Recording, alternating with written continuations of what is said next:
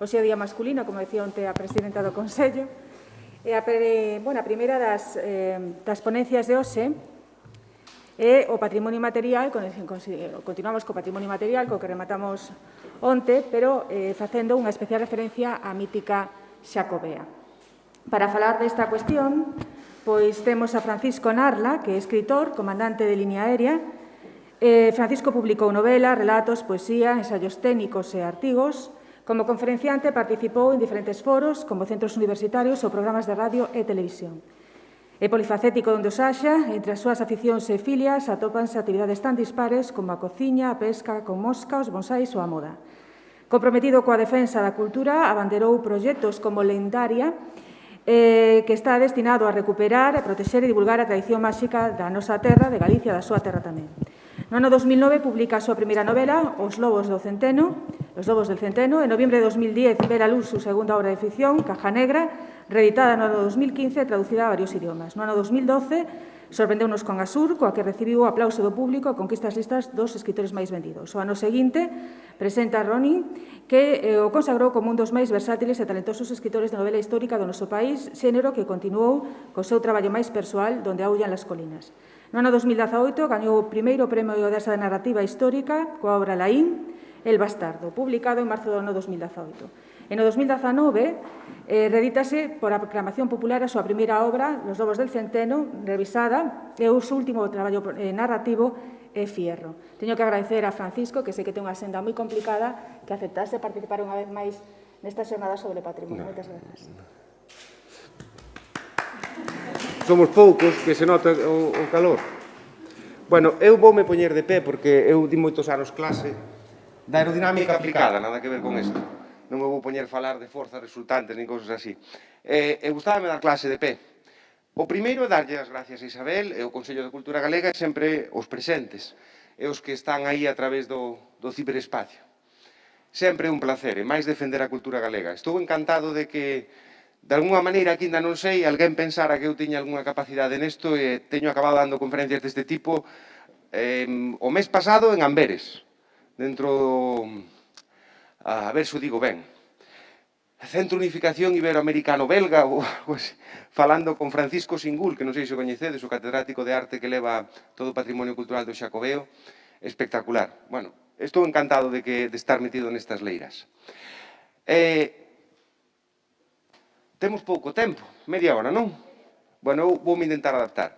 A verdade é que non sei como se en galego, sáleme en inglés, un disclaimer, para que non me bote a culpa a ninguén. Se alguén quere algún detalle, unha referencia documental ou que sea, que me a pida ou a falamos en outro momento. Como a conferencia ten que ser pequeniña, eu vou ir rápido e non vou falar de tal páxina de tal documento ou demais, porque non merece a pena. Vamos a intentar pasalo ben e ter un bon rato. Cando din a última conferencia de mitoloxía xacobea, eu salín da sala tendo a sensación apenada de que non tiña chamado a atención da xente. Hoxe en día hai un problema. Publícanse, fálase e tense tanta información disponible na palma da mão, nun teléfono, que é moi difícil sorprender a xente.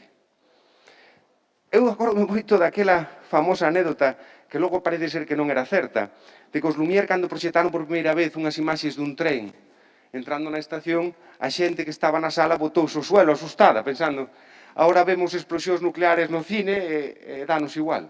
Creo que está pasando algo parecido. Perdimos a capacidade de abrallarnos, de asombrarnos, porque temos tal cantidad de información que, bueno, quédanos como un pouco vacío calquer cousa que nos digan.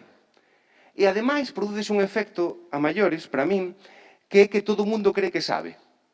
O outro día, por exemplo, nunha crítica dunha das miñas novelas, decía un lector, eu comprei unha novela, teño dereito a falar dela. Decía, no, ti tes dereito a lela, e a prestarlle a algún amigo. Pero ti non és quen para facer unha crítica. Claro, teñemos que aceptar as reglas do xogo e así. Bueno, con isto pasa algo parecido. Teño aí ao meu amigo Iker Jiménez, que graváronme, eu creo que 12 ou 13 veces para Cuarto Milenio, emitiron 3 ou 4, porque claro, non lle dou moita carnada, home. A veces quere falar de cousas que eu non lle sigo o xogo. Pero todo o mundo fala de Santiago, e todo o mundo lle parece que sabe Santiago. Pois non é verdad. Que significa Santiago? O nome. Non nos vamos complicar con intencións místicas. Que significa Santiago, o nome de Santiago? De onde ven o nome de Santiago? E que significa? Pero usted aquí. Pero todos sabemos de Santiago. Pero logo resulta que non sabemos nada. Era, a ver, esta é fácil. Era o maior ou era o menor? Bueno, pero hai dudas, verdade? Hai dudas. Eu podo contar aquí calquera cousa que se me ocurra que non lles vou sorprender. É unha desgracia. É así. É o mundo no que vivimos. Bueno, Santiago en realidade ven de Xacobo, de... Bueno, o hebreo fai tempo que non o falo. É igual que o suajili, non lle dedico moito tempo. Pero Xacó, o que é sostido polo talón, polo calcañal. Unha costumbre antigua, parece ser, dos hebreos, cos pequenos recén nacidos. Despois tamén hai unha tradición respecto á circuncisión, de como Mogel iba a cortar o prepucio do pequeno, como tiña que sosteñer, esas cousas. Bueno, parece ser que aí é onde ven. Vicente, mírame, se meto a pata coa etimoloxía, ti corríxime, Eu teño entendido, porque este home sabe muitísimo destas cousas. Bueno, era unha forma de darlles un exemplo desto. Publícanse 50.000 millóns de cousas, a maioría das veces non chegan ao seu destino e logo non conseguimos sorprender a xente. Entón eu dixen, pregunteime a mí mismo, como vou falarlle eu a esta xente da mitoloxía de Santiago e sorprendelos con algo? Teño a fortuna de que, eu que sei, porque as miñas novelas gustan, acabo en círculos culturales interesantes, e teño a fortuna de coñecer a unha das persoas, a unha das historiadoras máis importantes do panorama nacional aquí na nosa terra, Ofelia Rei Castelao. Ela ten unha conferencia fantástica. Anímolles a que apunten o nome e busquen a Ofelia por internet, porque seguro que pasarán teta vendo as conferencias, máis aprenderán un montón. É unha conferencia fantástica de Ofelia sobre os mitos do apóstol, donde xa para empezar, para decir, para tratar este tema, tens que tratar todo isto. Claro, é abrallante. O mito do mito intocable, fala a Ofelia. Vamos facer un pequeno resumen de todos os mitos de Santiago. O mito do mito intocable. A que se refire doña Rei Castelao? A que non sabemos se é verdade, siquiera. Non sabemos onde saíron. Non sei se o saben, podemos contar moitas outras anécdotas. Pero no século XVI din que Francis Drake ven a atacar Coruña, ataca a Coruña, e o Cabildo decide esconder as reliquias. Saben esta historia? A verdade é que foi unha excusa. Porque unhos piratas que atacan Coruña, calquera que teña estudiado un pouco de historia, non se meten hasta Santiago. Galicia é inconquistable, basicamente. De feito, ben lle costou aos romanos. Pero cunha pequena forza dunhos barcos non se van meter hasta Compostela. De onde sale esa excusa? Bueno, logo falamos deso. O feito é que mandan as reliquias para Ourense e 3 séculos despois, no 1879, as reliquias aparecen na Catedral de Santiago. Calquera estudoso de calquera momento, e isto non lle quita ninguna validez á tradición xacobea, nin o mérito, iso non ten nada que ver. Sempre puxo en letra moi pequena a posibilidade de que as reliquias do apóstol sean do apóstol. Gonzalo Torrente Ballester, cando lle preguntaron, dixo, vaya usted a saber. E Cunqueiro dixe, ai, o comenzo, o epicentro do mito. Volvemos ao mismo. Sabemos algo realmente de como se descubre? Ten sentido? Moi pouquiño, moi pouquiño. Parece ser que 800 anos despois da morte de Santiago Apóstol aparece aí no monte de Libredón. É un mito en sí mismo.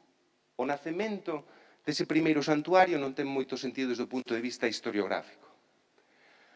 A actitud dos reyes, o mito oscilante. A que se refire doña Rei Castelao? Pois que Alfonso II é o primeiro rei de Asturias que atopa estas reliquias. El funda o primeiro centro espiritual ao redor desas reliquias, pero Alfonso III, o seu pai, xa non lle fai caso. Alfonso IV tampouco, logo Alfonso V sí que, Alfonso VI tamén. Cada rei vai tomando, por exemplo, os reis católicos. Os reis católicos vou non contar despois, que iso é moi interesante. A ver se me dá tempo, que hai tantas cousas que contar. A actitud dos papas, o mito confuso. Vale, as reliquias aparecen no 800. Durante 300 anos o papado non di nada. Que lle pasa ao papado? Ten medo.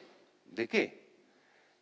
Roma básase nas reliquias, no acto fundacional, no sentido fundacional para o Vaticano de Pedro, do apóstolo. Se Santiago, que tamén é un apóstolo, está relacionado coa fundación de Compostela, o papado non fai ninguna gracia. De feito, hasta no ano 1070 e pico, un dos papas colle e escribe unha carta ao Cabildo de Compostela para dicirlle: oiches, rapaces, moito cuidado, porque non podedes olvidarvos de San Pablo, que tamén predicou por España. O papado no principio non apoiaba as pretensións de Compostela. O mito das peregrinaciones. Moitas veces, ahora que estamos aquí ao lado do hospital, teño leído estudos que se refrendan respecto aos pacientes no hospital. No hostal dos Reis Católicos, que logo podemos falar que foi hospital, non era hospital de peregrinos, era hospital. Das casi 300 camas que tiña, 40 estaban dedicadas a peregrinos. E se un se molesta en pasar por o arquivo da catedral, verá que casi non hai referencias a peregrinos.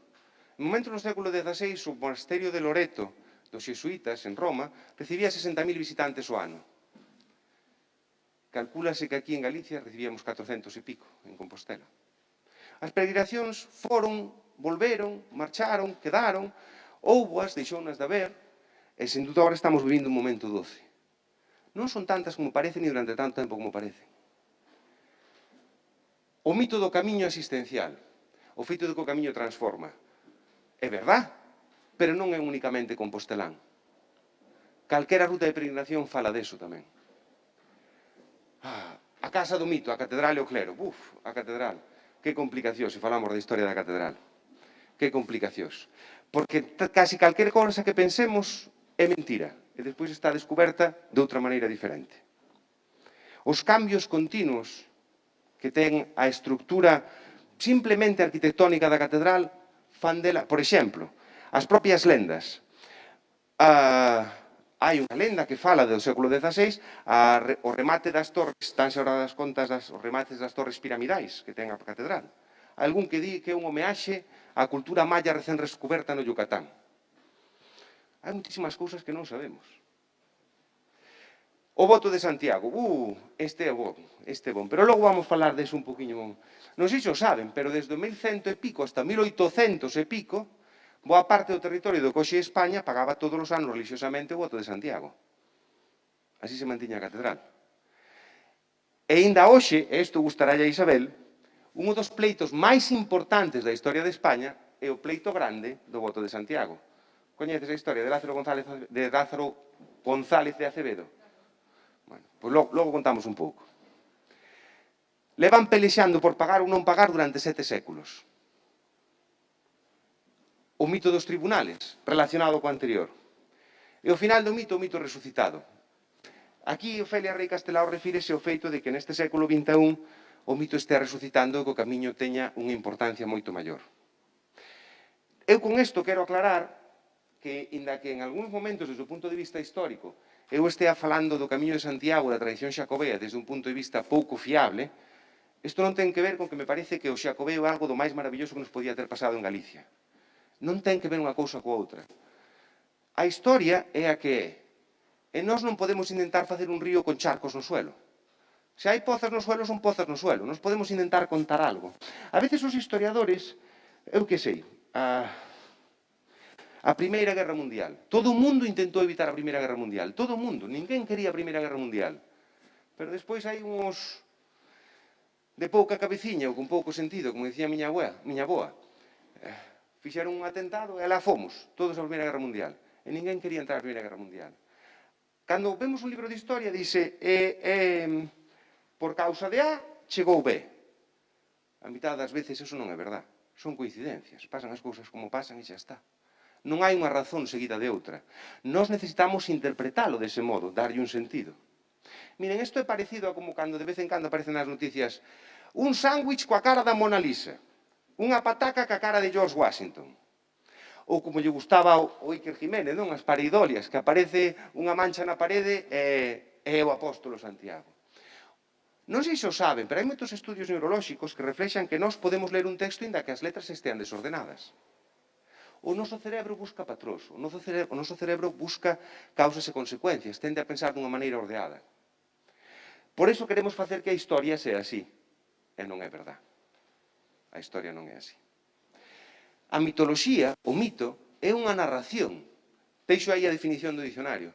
Trátase dunha narración, é unha composición humana para interpretar feitos. Non me quero meter neste, non quería sonar moi pedante, pero cando buscamos elementos de xente con peso, non como a min, de xente de verdadeiros intelectuais, xa Teudícides, o historiador griego, falaba de que cando queremos estudiar a historia temos que desfacernos do mito. Porque o mito é moi xogoso, ten moita gracia, como as copas de última hora da noite, está moi ben, pero sirve de moi pouco. E aquí estamos a falar do mito, non nin da validez, nin de... Estamos a falar da representación desde o punto de vista cultural e no patrimonio cultural de Santiago. E entonces, se reflexiona un momentiño respecto a eso, vanse dar conta dunha cousa. É todo mentira. Repito, é todo mentira. Pero unha mentira moi gorda. E dá igual. Non ten importancia. Fai no maravilloso igual. E como pode ser que unha mentira funcione? Funciona porque é unha narración, porque é unha historia, porque está contada dunha forma concreta. Miren, vamos a facer un pequeno resumen. Bueno, vou mirando o reloxo porque teño tempo tasado. Vamos a facer un pequeno resumen. A ver se me acompañan un momentiño na historia e van ver a que me refiro. De onde nace todo isto? Como empeza todo isto? Vale, un home crucificado e os seus apóstolos e os discípulos espallan a súa palabra. Supoño que todos saben que cando o cristianismo empezou, as cousas non estaban nada claras. Non todo o mundo piñaba o mismo sobre como era o culto que se tiña que seguir, sobre se a Virxe María era virxen. Eso foi unha discusión de moitos séculos, non se resolveu nun momento. Empezou a haber concilios, empezou a haber reunións entre toda esa xente para tomar decisións. E chega un momento no século III, no século IV, que empeza a decir, bueno, se Xesús lle di aos seus discípulos que espallen a palabra, estes repartiríanse de alguna maneira. Irían tomar unha copa aí no Franco e repetirían, a ver, pues ti vas para lá, e vou para cá, e vou para outro lado. Empezan a aparecer os primeiros textos que falan de como se dá esa prédica apostólica. E alrededor do século IV, por primeira vez, empezamos a topar algunha mención de que Santiago, o maior, o Cebedeo, o Bonarllé, o irmán de Xoán, o evangelista, predica en España. Unhas pequenas mencións de que este home aparece por aquí para predicar. Baseadas en que? En que o deciden os doutores da Iglesia. Mandan a cada un dos apóstoles a un sitio distinto para espallar esa palabra de Cristo. Non só eso, nese mesmo momento estáse dando moitísimas cousas. Por exemplo, os movimentos gnósticos, dos que temos un gran representante aquí en Galicia, Pristiliano. Estamos xa a falar un poquinho 100 anos despois, pero Pristiliano. Non temos claro cal é o culto, como se debe considerar esa religión, esos preceptos que hoxe en día entendemos todos, a Trinidade. Aí abaixo, debaixo dos talos reis católicos, estaba a Iglesia da Trinidade. E según entra un na Catedral de Santiago, por certo, se non foron, teñen que ir desde que está a reforma feita, porque iso é espectacular. Temos un tesouro do mundo inteiro aquí. Un entra en o parteluz, onde está o apóstolo Santiago, encima está a Trinidade. Deus sostendo o bebé coa paloma en riba, todos xuntos. Que, por certo, non sei se saben, falando da paloma, hai unha anécdota fantástica da Catedral de Santiago, alá polo século XIII. Non sei se saben, o mercado das reliquias foi algo realmente increíble. Falando das reliquias do apóstolo tamén, pero o mercado das reliquias foi algo increíble. Na Catedral de Maguncia conservan dúas das reliquias máis impresionantes que hai para mí no orbe cristián. Conservan unhas plumas do Espírito Santo feito paloma. Si, usted ríe, pero... É un ovo que puxo o Espírito Santo. E contan que Felipe II, cando intentou montar todas as reliquias no Escorial, entre outras cousas que casi se levas de Santiago para o Escorial, estivo interesado en comprar ese ovo, que ainda se conserva na Catedral de Maguncia. O das reliquias, hai incluso un poteciño pequeno no Vaticano que contén o suspiro de San Xosé cando María lle di que está embarazada. Eu imagino o paisanín que estaría ali, dirá a María que leva 6 meses de viaxe, pero estou embarazada, e San José... E alguén atrapou ese suspiro e vendeuse despois. Bueno, deixando das reliquias. Estábamos a falar do comenzo. Hai ese reparto de terras para todos os apóstolos, empézase a dar un sentido a como a prédica debe ser, e o cristianismo empeza a ter uns fundamentos que chegarán ao catolicismo romano de hoxe. Vale. Así é como nace esa primeira estación de Santiago en España. Pero ahora ben, según o libro dos Feitos dos Apóstoles, Santiago despois regresa, acaba morto, decapitado, tal, predicou en Hispania. E de aí como acabamos cos que os restos estean en Hispania. Vale? Póñanse nun momento na situación. Temos un... Bueno, ahora hai algún que fala da Reconquista, ainda que di que foi unha guerra civil, bueno, ahora políticamente é difícil ser políticamente correcto, porque todo o mundo ten a sensibilidade moi fina. Nese momento da Reconquista, un pequeno reducto no norte, en Asturias, intenta sobrevivir. Intenta botar, expulsar a xente que está ocupando o seu territorio. A min dame igual se lle queren chamar Reconquista que non. Pero o verdadeiro feito é que en tempos godos, por distintos reis, que agora xa non nos toca aprender a lista, temos un territorio definido, incluindo Portugal na península, temos unha creencia definida, cando se abandona o arrianismo, e queda todo nun cristianismo román, e temos, como ben sabe Isabel, o Códice Judiciorum. No, como é? A normativa de Leo Vigildo. Temos por primeira vez, somos un Estado case moderno. Temos unha entidade xurídica, xeográfica e cultural. Chegan os moros, desfán eso, e hai xente que intenta facer por recuperalo. O testamento de Alfonso VI dille: aí vos deixo que recuperei dos moros. Fillos meus, se recuperades máis, seredes mellores homes. Se recuperades menos, seredes peores. Hai xente que ainda cuestiona se se chamaba España ou non.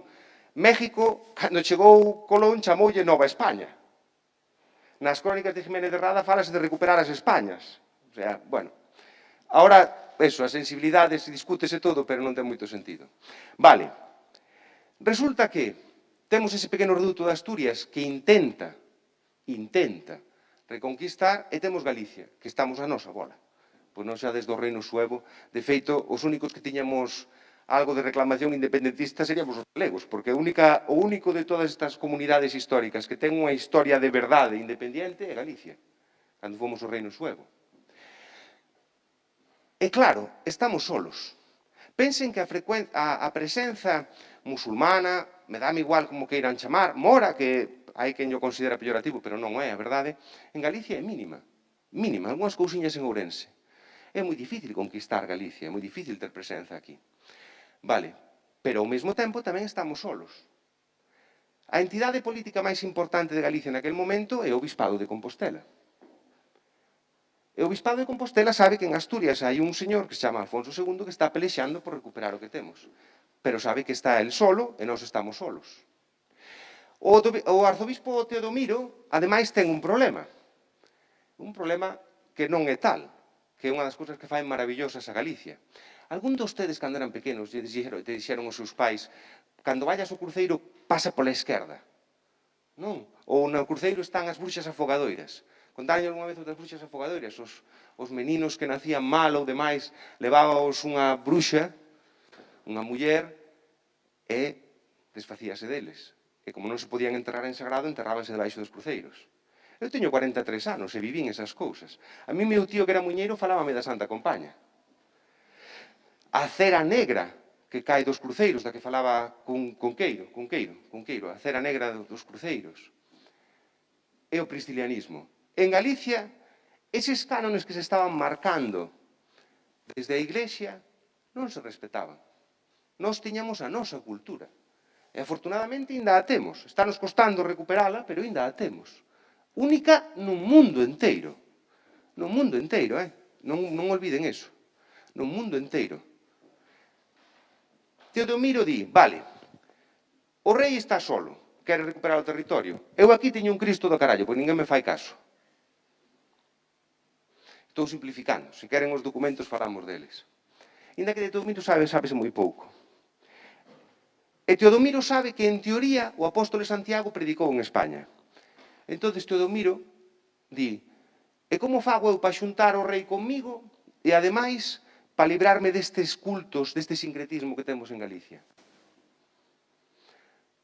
Pois non sabemos o que fixo. O que si sabemos é que atoparon, no 820, porque había unhas luces no ceo, aquí, pretiño onde estamos pisando nestes momentos, unha tumba que Teodomiro dixo que era do apóstolo Santiago, que teña volto a España, a Galicia, nunha barca de pedra, unha vez morto e decapitado.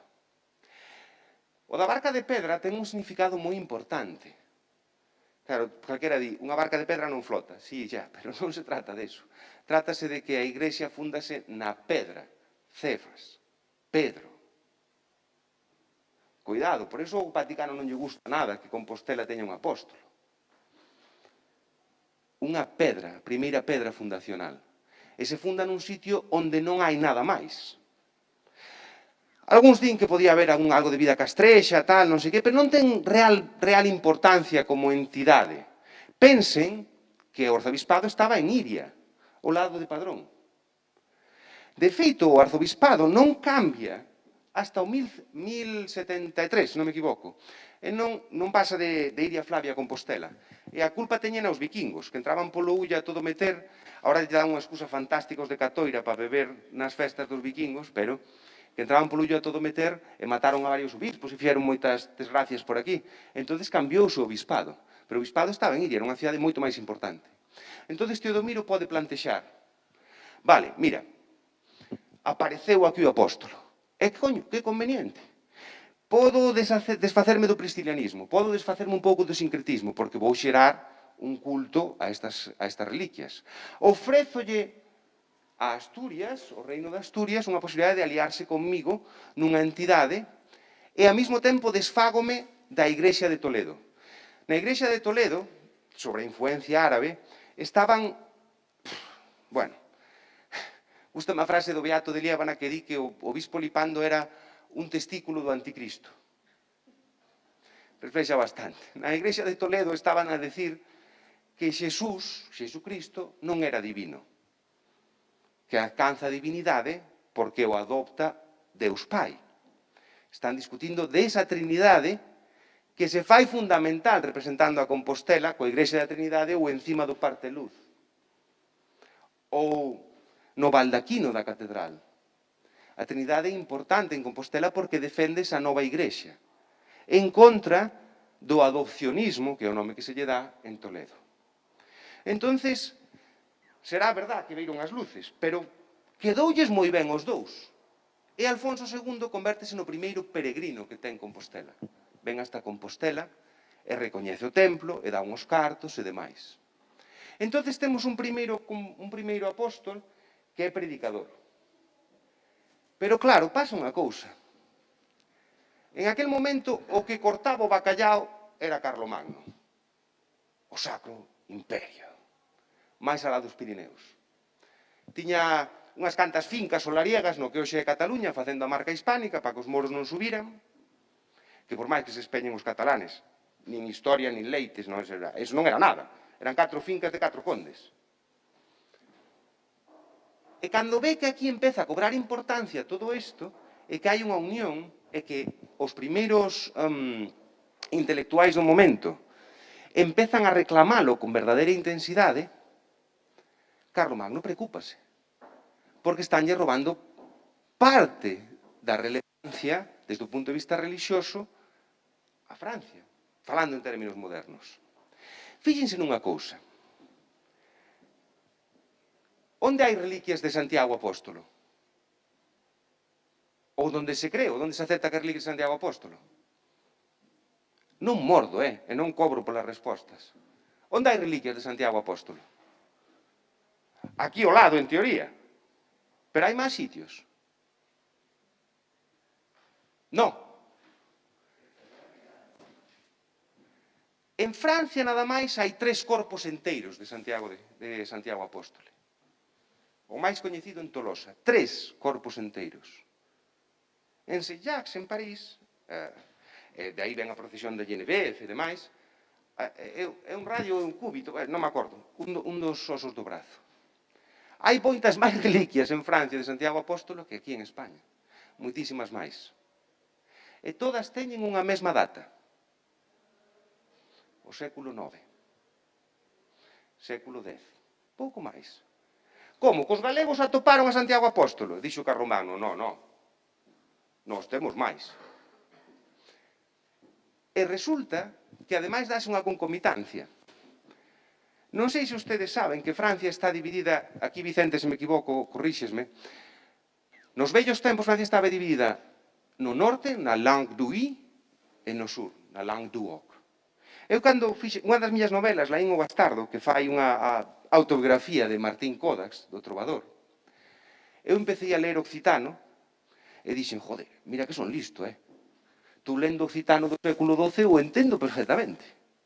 Eu falo galego por teléfono, algo de inglés, pero occitano. Claro, pero non era que eu fora listo. É que o occitano é igual co galego. Bueno, igual. Entendémonos, non? Se lees galego, lees occitano. No sur de Francia, falabas o mismo que se falaba aquí. Prácticamente o mismo. Casi o mismo idioma. Despois os do norte gañaron e Francia quedou ca Languedoc, a lingua na que o sí dice oui, pero os do sur decían oc, Languedoc. Ben, Carlomagno quere darlle presencia a Santiago en Francia. E ademais, esa concomitancia de linguas, o trasvase cultural, os trovadores, tal. Fíxense cantos vilafrancas hai no Camiño de Santiago. A todos os galegos non son a Vilafranca do Bierzo, pero hai outras 6 grandes coñecidas. Nós temos o barrio Franco en Compostela, pero tamén está en Pamplona. Tamén hai en Logroño un barrio Franco. Viñan aquí a traballar, escapando da guerra, moitísimas cousas. Hai unha conexión inevitable que é un sustrato perfecto para o camiño que ven despois. Se teñen curiosidade e buscan os templos dedicados a Santiago en Francia, descubrirán que hai moitísimos máis que en España. E todos teñen esa raíz de reivindicación. Non, o apóstolo é noso aquí. E aí nace, de momento temos un Santiago apóstolo, despois temos un Santiago predicador, e agora aparece o Santiago peregrino. Aparece un Santiago peregrino, que ven desde Francia, principalmente desde Francia. Por eso o camiño francés é o máis importante. Única e exclusivamente por eso. Porque dos camiños hai cousas que son verdade e cousas que son mentira. Se teñen a oportunidade, busquen en internet, non é difícil de encontrar, os primeiros proxectos do camiño portugués. Dan para escachar a rir. Porque como non tiñan camiño portugués, sí. Como non tiñan camiño portugués, decidiron unir todas as capillas, ermitas e demais que tiñan, en realidade, algo que ver con Santiago. E se ven os primeiros proxectos do camiño portugués, fai unhos zigzags, ten unhas voltas por todo Portugal, non ten sentido ningún. Temos a un Santiago peregrino. Vale. Pero ahora estamos nun momento no que hai esa loita, esa reconquista, ou como se lle queira chamar, sigue cobrando forza. E chega un momento en que o mito volve a cambiar. Xa non é un Santiago peregrino, xa non é un Santiago apóstolo. É Santiago o cabaleiro. De que color era o cabalo? Pois non. Desde que restauraron a catedral, repito, vayan a vela, Ahora sabemos que en realidade era dourado. Tiña ouro por debaixo, ouro de 23 quilates que en momento era moi difícil de conseguir. E levaba unha pequena pátina blanca. Pero bueno, deixándola da broma. Aparece un Santiago Cabaleiro. Estou dando a versión corta e non me vai dar tempo nin a facer a mitad, pero bueno, se o están pasando ben. Santiago convírtese en Santiago Matamoros. Non só en Matamoros, Santiago mata indios tamén. Tamén aparece en América. Por que? É un momento no que fai falta esa unión. Ese patrón común, ese emblema común. Todo é unha mentira, pero espectacular. Espectacular. Un paisano de aquí de Compostela decide un día escribir unha crónica e di que na batalla de Clavixo, Ramiro I, que non era rei, que era Ordoño I, pero el, como non sabe historia isto, como se digo eu que sei, pois que dentro de 200 anos vai alguén e escribe un disparate calquera, como eu que sei. Pois Franco permitiu o divorcio. Bueno, hai 40 anos de diferencia, pero pois isto é igual. Pero de Marcia escribe que Ramiro I, que non estaba nin reinaba, loitou en batalla de Clavijo e que ali apareceu Santiago no cabalo blanco, despachou a 60.000 moros, entón o rei dixo, este é como un máis, este ten que levar un reparto do botín. E leva o voto de Santiago. E ten que cobrar, como todos os demais cabaleiros. Aí nace o voto de Santiago. Pero nace un mito novo, un Santiago Matamoros, que vivirá hasta que chegue a nova mística do século XVI, Santa Teresa de Xesús, que intentará ser patrona de España e demais. Temos un novo mito. Ese mito despois transformarase no mito do patrón, grazas aos reis católicos. Miren, os reis católicos, é que non dou falar máis rápido, os reis católicos no 1486 visitan Compostela. Visitan Compostela porque veñen dunha guerra civil. Saben aquelo da Beltranexa? Isabel non se tiña por que ser a herdeira, non se sabía, bueno. Hai unha guerra civil importante en Castilla, que ademais limita as peregrinacións, e veñen a Compostela para facer amigos. Recorden que isto non era territorio real, era territorio do obispo. Alguna vez preguntáronse por que o Hostal dos Reis Católicos ten cadeas diante? Cantos hospitales coñecen ustedes con cadeas? O Hostal dos Reis Católicos foi case un insulto. Os reis dixeron, isto é territorio real. Aí é da igrexa, isto dos reis. E vámoslo pagar ca conquista de Granada. Porque, entre outras moitas cousas, non lle deixaron visitar a catedral hasta o último día. Foi un tira a floxa, debeu ser espectacular. A mí me hubiera encantado ver esas reunións entre o obispo e os reis católicos. Chegaron a un acordo. Vale, nós firmamos che todo o que ti queiras, pero tes que apoiarnos nesta guerra civil, dicindo que Isabel é a verdadeira herdeira de Castela. O obispo dixo, vale, ben, pero se conquistades Granada, o que saquedes de aí para min. E así quedou instaurado o voto de Santiago desde Granada, que se pagou desde o 1486 hasta o 1812, hasta a Constitución, hasta a Pepa. Non só eso, senón que o Cabildo, pouco despois de que o voto empezase a cobrarse, dixo, vamos chamar o Papa, vamos dicir, oye, iso do voto para facer o Hospital dos Reis, ben, pero, home, se ten que vir para Santiago, tenemos que poder gastar un pouco. E conseguiron que o Papa sancionase 2/3 para o Cabildo e 1/3 para o hospital, nada máis. Por eso os reis enfadáronse tanto e fixeron o hospital desa maneira. Repito, hospital para enfermos, non para peregrinos. Bueno, xa acabo. Hai 3 ou 4 perspectivas máis. Ao que vou é, os reis instauran a Santiago como patrón de España e patrón queda, despois o Francisco, a dictadura, Francisco Franco rehabilita como tal, encarga da República o quitase, e logo na nova Constitución, no 78, queda fora. Só é patrón de España non desde o punto de vista estatal, se desde o punto de vista religioso. É dicir, temos un Santiago que é apóstolo, predicador, despois convértese en un apóstolo loitador no Matamoros e despois convértese en patrón. Son distintos mitos de Santiago. Cada un deles ten o seu aspecto. E todos son mentira porque todos están basados en algo no que non podemos probar nin do que temos ninguna idea. E por que pervive? Porque é un mito. E por que os mitos perviven? porque son unha historia. Non va a quedar tempo para preguntas, pero déixame concluir a conferencia. Son unha historia. Miren, como lles decía antes, o noso cerebro que require patrós. As historias, desde Aristóteles, cóntanse da mesma maneira. As cancións, a música moderna. Estrofa, estribillo, estrofa, estribillo, estrofa, estribillo, estribillo. As historias teñen 3 actos, cóntanse dunha maneira concreta. Incluso Shakespeare decían que poñía 5 actos porque había que eliminar a cera das velas, que iba caendo. Eran 5 actos que en realidad representaban 3. O mito pervive porque é unha historia que nós coñecemos e entendemos. E as historias teñen un patrón e cóntanse unha maneira determinada. Por iso o mito pervive, porque ten sentido para nós como historia. E a última parte da conferencia era demostrarlles como o mito de Santiago é unha historia, contándolles exemplos. Pero como vai reñir Isabel, pois para outro ano facemos máis cousas. Eu fun o máis rápido que puiden, de verdade. Non contei nin a mitad do que tiña que contar.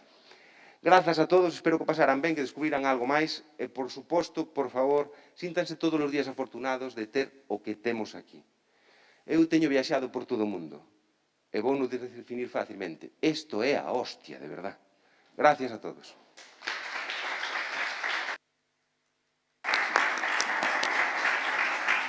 Bueno, pois, efectivamente, quedamos sen tempo para as preguntas, pero como Francisco vai quedar con nos hoxe, emplazamos as preguntas ao final. Eu emplazo a presidenta do Consello, que quedo aí, ca dúbida de ese pleito que me ten que contar, que a ver se outro día non falamos do pleito, que queda, por lo tanto, pendiente para outra ocasión.